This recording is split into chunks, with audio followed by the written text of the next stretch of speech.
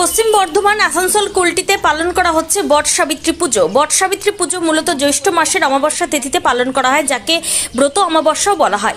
বিবাহিত হিন্দু মহিলাদের জন্য বিশেষ তাৎপর্য বহন করে এই বট সাবিত্রী পুজো। হিন্দু ধর্ম ঐতিহ্য অনুসারে এটি বিশ্বাস করা হয় যে সাবিত্রী তার স্বামী সত্যবানকে একটি বটবৃক্ষের নিচে পুনরুত্থিত করেছিলেন।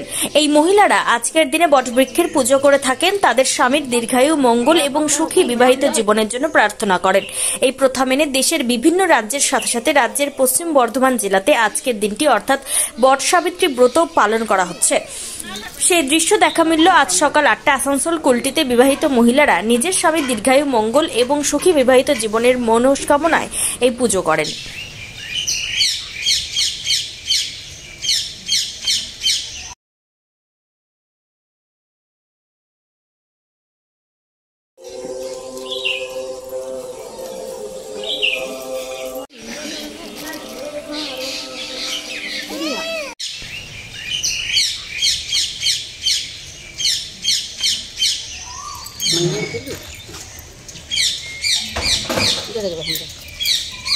पूजा करना